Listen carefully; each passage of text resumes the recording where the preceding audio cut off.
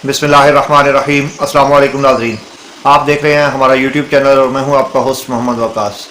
नाज़रीन, गुज़श्ता हफ्ते दो बहरी बेड़े या कश्तियाँ वो डूब गईं जिनके अंदर सैकड़ों लोगों की हलाकत हुई, और उसी के साथ कुछ मल्टी बिलियनियर्स जो कि समंदर की सतह में एडवेंचरिज्म के लिए गए थे, 5 लोग उसमें जाँ बहक हुए। उसमें वो अब्दोस जो बनाने वाला शख्स था वो भी हलाक होने वालों में शामिल है, और पाकिस्तान के एंग्रो फर्टिलाइज़र के मालिक और उनके बेटे शहजादा दाऊद और सलमान बिन दाऊद, ये दोनों इस हादसे का शिकार हुए। जो लोग कश्ती यूनान जाते हुए कश्ती से, उस कश्ती के ऊपर जो बहुत सारी बातें हो रही हैं कि उसको डबोया गया या वो खुद डूब गई, उस कश्ती के अंदर गुंजाइश 90 से 100 लोगों की थी, तो 300 से ज़ायद लोग उसके अंदर डाले गए, और बिल आखिर वो कश्ती जो है वो समंदरी लहरों की नज़र हुई।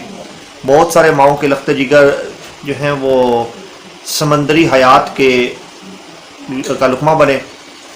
नाज़रीन, इसमें हलाक होने वालों में सबसे ज़्यादा तादाद पाकिस्तानियों की थी। तकरीबन 250 के करीब लोग पाकिस्तानी इस कश्ती के हादसे में शिकार हुए। दूसरी कश्ती जो डबोई गई उसके ऊपर भी सैकड़ों पाकिस्तानी शामिल थे।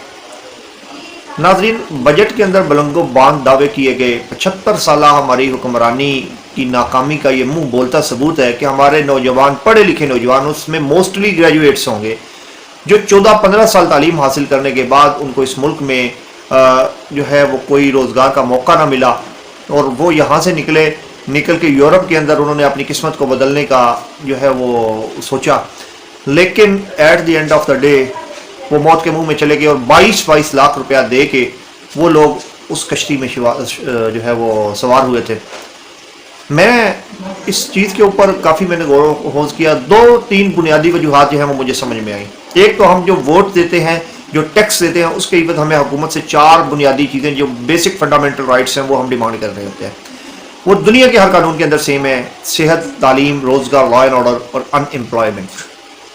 क्या हमें इसमें से कोई भी चीज़ मिल रही है? नहीं मिल रही। जब आप तालीम है वो अपने प्राइवेट इदारे से लेनी है, सेहत है वो अपने प्राइवेट हॉस्पिटल से उसकी सहूलियात लेनी है। उसके बाद अनएम्प्लॉयमेंट के हालात ये हैं कि इस मुल्क में लाखों करोड़ों लोग डिग्रियां लिए अपने हाथों में फिर रहे होते हैं, और हम क्या कम करते हैं कि एक बुजुर्ग जो 60 साल उम्र के बाद रिटायर होता है उसको एडहॉक के ऊपर रख लेते हैं। क्यों? क्योंकि जी हमारे पीछे बंदे आने के लिए कोई नहीं है, या हमने बंदा कोई रख के ट्रेन ही नहीं करना। ये एक बाकायदा प्लानिंग के तहत मुल्क को तबाह किया जाता है, और वो लोग जब पाकिस्तान के अंदर उनको नौकरियां नहीं मिलती फिर बैरून मुल्क का रुख करते हैं। एक तो हुकूमती फैक्टर है। दूसरा फैक्टर ये है, हमारे यहाँ एक चीज़ और बड़ी है कि हमारे चचा का पुत्र क्योंकि यूरोप गया था और वहाँ पे गए और उन्होंने उनके हालात बदल गए, उन्होंने कोठी बना ली, बंगले बना लिए, और जहाँ जहाँ पे लोग जाते हैं ये सारी वो चीज़ें हैं जो ख्वाहिशात हैं, ज़रूरियात नहीं है। इन ख्वाहिशात के पीछे हम अपने बच्चों को लुक़्मा अजल बना देते हैं, सारी ज़िंदगी का पछतावा ख़रीद लेते हैं।